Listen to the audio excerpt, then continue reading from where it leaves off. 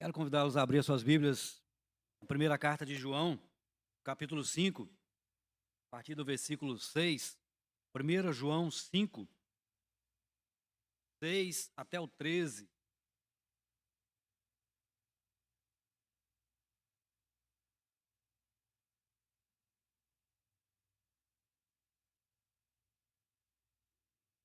Este é aquele que veio por meio de água e sangue, Jesus Cristo. Ele não veio somente com a água, mas com a água e com o sangue. E o Espírito é que dá testemunho, porque o Espírito é a verdade. Pois há três que dão testemunho: o Espírito, a água e o sangue. E os três são unânimes num só propósito. Se aceitamos o testemunho dos homens, o testemunho de Deus é maior. E este é o testemunho de Deus, que ele dá a respeito do seu Filho. Aquele que crê no Filho de Deus tem nele esse testemunho. Aquele que não dá crédito a Deus faz de Deus um mentiroso, porque não crê no testemunho que Deus dá a respeito do seu Filho. O testemunho é este: que Deus nos deu a vida eterna, e esta vida está no seu Filho. Quem tem o Filho tem a vida. Quem não tem o Filho de Deus não tem a vida. Essas coisas escrevi a vocês que creem no nome do Filho de Deus, para que saibam que têm a vida eterna. Meus irmãos, a doutrina cristã é uma das mais atacadas, ou foi uma das mais atacadas ao longo dos séculos. João escreveu em virtude do ataque que vinha sofrendo, e estavam mudando aquilo que foi pregado, dizendo que o Cristo que nós conhecemos e que João e os apóstolos pregavam não poderia ser humano e divino. E João escreve essa carta para alertar os irmãos. E ele fala, durante essa carta, de muitas coisas que aconteciam, que deveria acontecer no meio da igreja. E nós sabemos que tudo aquilo que aconteceu, que estava acontecendo, acontece hoje, acontece ao longo da história da igreja, porque as heresias são disseminadas. E a todo instante nós enfrentamos. E mesmo por pessoas que estão ou estavam dentro da igreja que saem. Porque é por isso que elas saem, para mostrar que elas não são de Deus, não são dos nossos. Esses que não são nossos acabam se manifestando, como nós já ouvimos dizer aqui nessas reflexões da manhã. Os sacerdotes e os fariseus do tempo de Jesus chamaram Jesus de embusteiro. Outros disseram que ele era um religioso fanático. Os gnósticos diziam que ele era apenas um homem comum, sobre o qual Cristo veio no batismo e que deixou na cruz. Como já foi mencionado aqui também em outras oportunidades, os testemunhas de Jeová dizem que Jesus não é Deus. Os espíritas dizem que ele foi um grande mestre, para os muçulmanos apenas um grande profeta. E outras religiões que vão dizer outra coisa. Meus irmãos, o Brasil se diz um país cristão. O Brasil é um país de maioria cristã. Mas se nós sairmos aí às ruas para fazermos uma espécie de pesquisa, se perguntarmos aí aos kardecistas, aos espíritas kardecistas, se nós perguntarmos aos mormons, aos testemunhas de Jeová, se nós perguntarmos aí a outras pessoas que se dizem religiosas, ou mesmo até aos místicos, aos esotéricos, nós vamos ouvir assim muitas respostas e opiniões esquisitas, diferentes, esdrúxulas, que não tem nada a ver com as escrituras sagradas. Não tem nada a ver com o Jesus que foi revelado nos evangelhos, na escritura. E João, ele está nos ensinando a combater essas heresias. E ele nos ensina a combater essas heresias com a verdade. Ao longo desses domingos nós temos falado sobre isso aqui, sobre a primeira carta de João. Nós temos falado sobre o gnosticismo.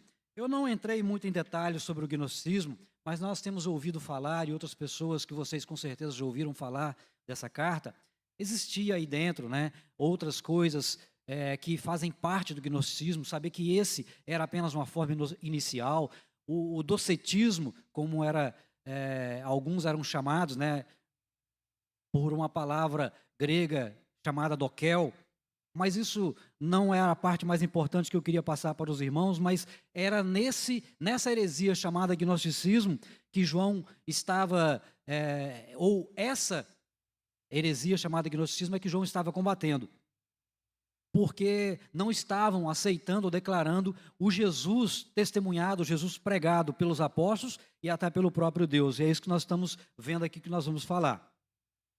Mas quando nós dizemos que quem dá testemunho é o Espírito, nós estamos falando do Espírito Santo, né? Nós podemos acreditar no testemunho de outras pessoas, eu mesmo, quando eu estou falando para vocês, pregando, testemunhando, os irmãos estão ouvindo a minha voz, ela chega aos seus ouvidos, aqueles que estão com os seus aparelhos eletrônicos ouvindo, eles também vão ouvindo, vão processar na sua mente, na sua razão, mas para descer para o coração, para que essa palavra se interiorize, para que ela ache lugar, para que ela produza resultados, o Espírito Santo vai trabalhar.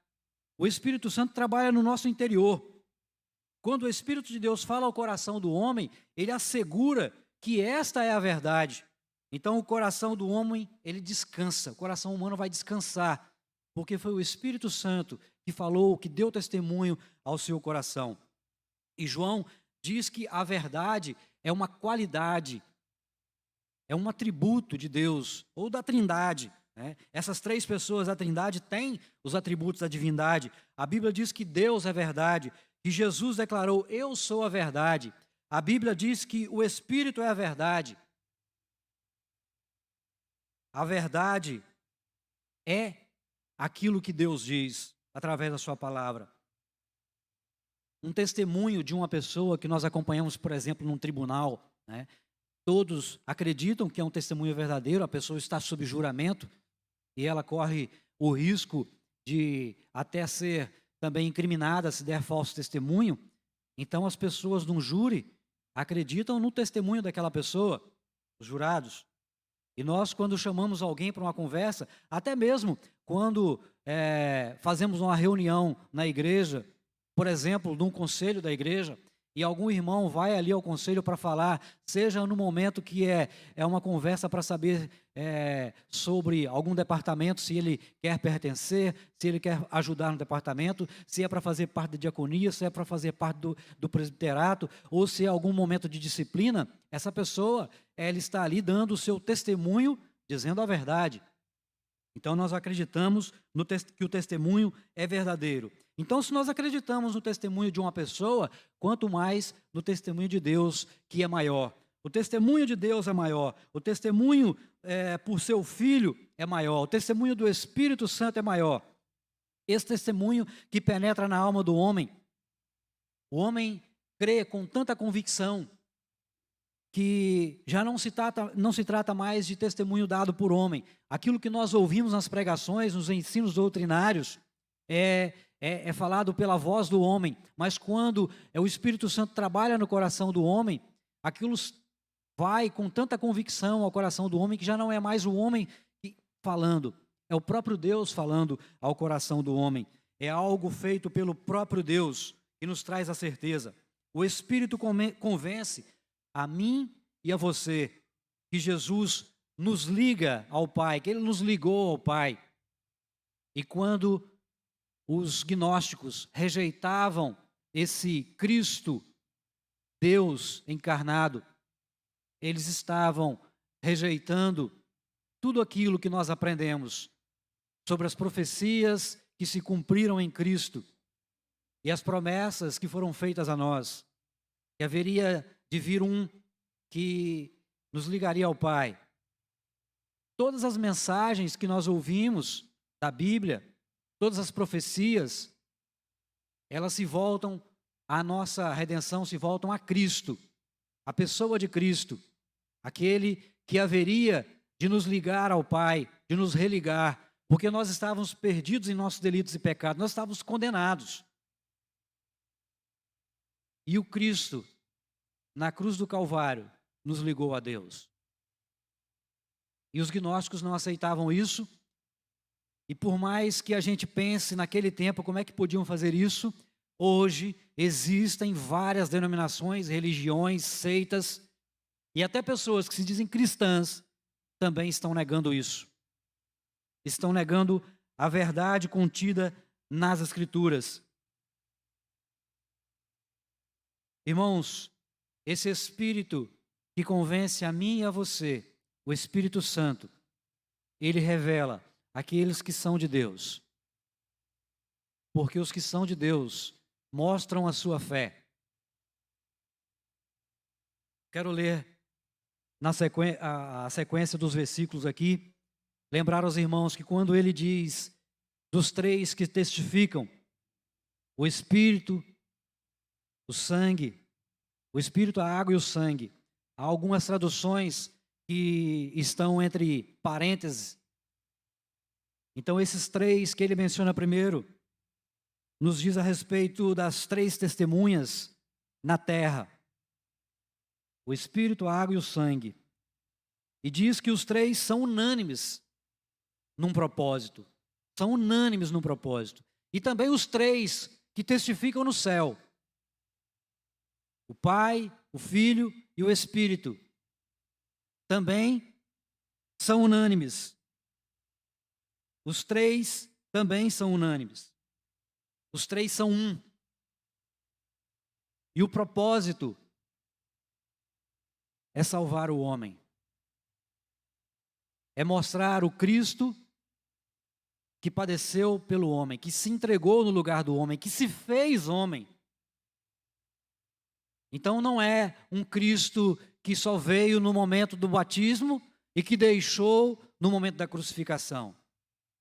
Não é apenas um grande político, um mestre, um curandeiro, um exorcista, um grande profeta.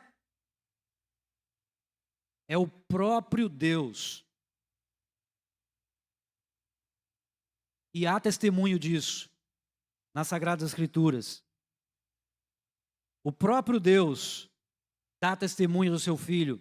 Quando Jesus foi batizado por João, lá no Rio Jordão, a voz de Deus ressoou, dizendo: este é o meu Filho amado. É Deus Pai apontando para Jesus, dizendo: é Ele. Não tem nenhum outro. Não tem Buda, não tem Maomé, não tem Maria. Porque é verdade que as pessoas pegam aquilo que as Escrituras dizem como base, né? Um Deus. E aí começam a montar, começam a mudar as suas religiões. Onde é que está escrito na Bíblia que se eu pedir a Maria, ela vai interceder por mim porque ela é mãe de Deus? Onde é que está escrito na Bíblia? Não tem.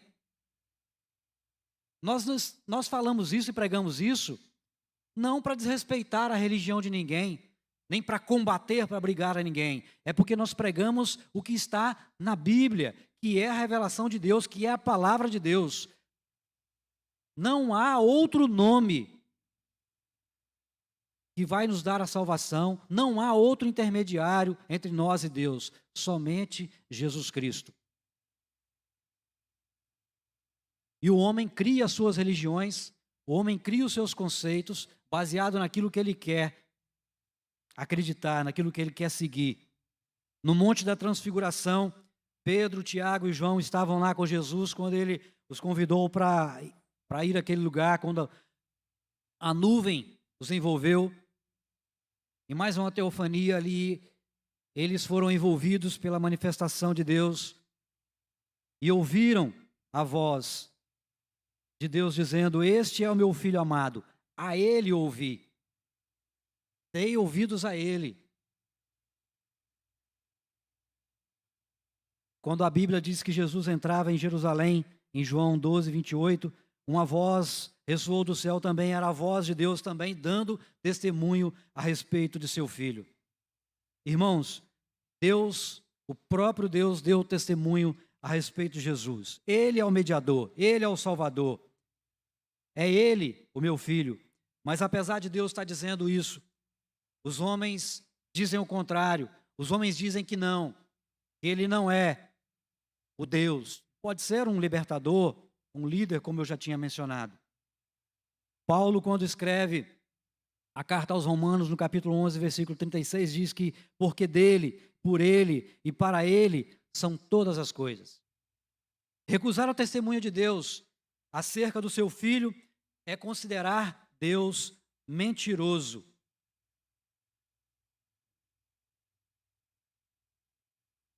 No versículo 10 diz assim: aquele que crê no Filho de Deus tem nele esse testemunho. Aquele que não dá crédito a Deus faz de Deus um mentiroso, porque não crê no testemunho que Deus dá a respeito de seu Filho.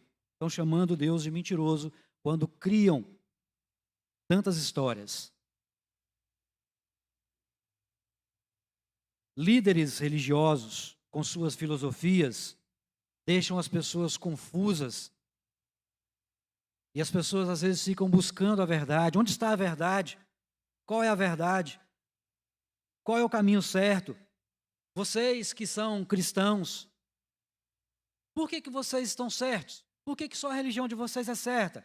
Por que não o budismo está certo? Por que não é o islamismo? Por quê? Porque o próprio Criador, o Deus, dá testemunho de seu Filho, Cristo. É Jesus o Salvador. Eu o enviei. É Ele e ninguém mais, só Ele salva. O verso 11 diz, o testemunho é este, que Deus nos deu a vida eterna e esta vida está no seu Filho. Quem tem o Filho tem a vida, quem não tem o Filho de Deus não tem a vida eterna. Todos esses que não aceitam Jesus como Salvador, como intercessor, intermediário, não têm a vida eterna com Deus. Porque nós temos a vida eterna de uma maneira ou de outra, né? Uns para a perdição e outros para a salvação. Porque após essa vida terrena, nós vamos ou estar no inferno ou estar no céu. É uma vida eterna. Os que creem têm a vida eterna. Os irmãos podem voltar e acompanhar aí no verso 5 que nós falamos no domingo passado. Quem é o que vence o mundo, senão aquele que crê que Jesus é o Filho de Deus? Então João aqui fala para aqueles que crê. Você que crê, você tem a vida eterna. E João diz que escreveu isso tudo. Ele faz um resumo. Essas coisas aí no versículo 13. Essas coisas que eu escrevi, tudo isso que eu já falei nessa carta, para vocês que creem, para vocês saberem que vocês têm a vida eterna. Vocês têm, Ele já deu.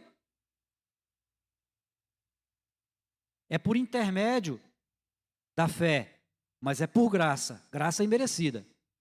Através da graça, mas por intermédio da fé.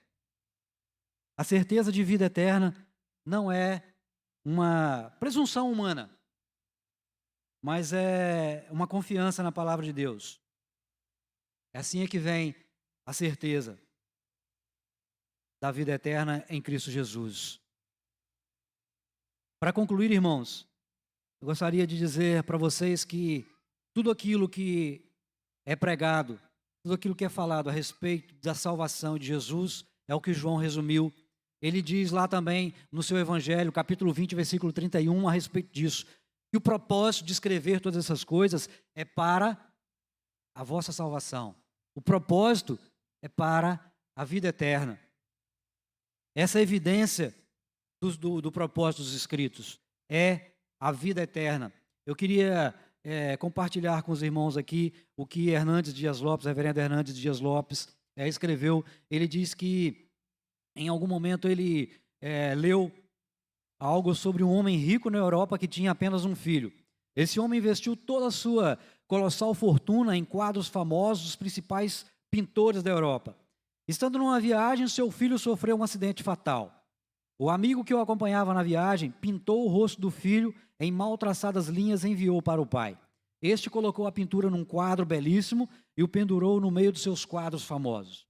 Antes de morrer, o pai fez um testamento e deixou ordens para que o seu mordomo fizesse um leilão de todos os seus quadros, destinando parte do dinheiro para entidades filantrópicas. Em dia marcado, em seleto auditório, pessoas famosas da Europa se reuniram para comprar os quadros. Para surpresa de todos, o mordomo começou o leilão com o quadro do filho, aquela pintura, quando o quadro não tinha nenhuma beleza. Ninguém se interessou por ele. Aguardavam os quadros famosos, é claro, né? Depois de muita hesitação, levantou-se um convidado e arrematou o quadro do filho. O mordomo imediatamente encerrou o leilão para espanto e revolta dos ilustres convidados. Então, ele leu o testamento do seu senhor, que dizia assim: aquele que tem o filho tem todos os quadros. Todo aquele que tiver o quadro do filho é dono de todos os outros quadros. Então, quem tem o filho tem a vida. Que Deus nos abençoe e complete em nós a sua mensagem a cada dia, para que a nossa fé, ela seja fortalecida nesse Cristo que é o nosso advogado, é o justo, santo, que morreu no nosso lugar. Vamos orar e a seguir nós vamos passar para a nossa escola dominical. Meu Deus, meu Senhor e Pai, muito obrigado pela Tua palavra que se renova a cada manhã. Muito obrigado pelo presente da salvação em Cristo Jesus. Nos ajude e nos fortaleça a cada dia, nos lembrando das grandes promessas que o Senhor fez, mas acima de tudo, nos lembrando que o Senhor já nos presenteou, já nos deu o maior presente que algum homem poderia receber, a maior dádiva, mesmo sem nós merecermos. Nós não tem nada que nós possamos fazer para merecer isso. Não há nada que nós possamos fazer para pagar, porque o alto preço já foi pago, um preço que homem nenhum é capaz de fazer, mas teu filho, Deus, se fez homem e pagou por nós esse preço, Pai. Muito obrigado. Nos ajude, nos abençoe no decorrer dessa manhã. Continue falando aos nossos corações com as lições, as mensagens que ainda tem no decorrer desse dia separado para cultuar e engrandecer o teu nome. Muito obrigado por esse dia. Nós louvamos o teu santo nome, no nome do teu Filho amado Jesus Cristo. Amém. Vamos passar a nossa escola dominical.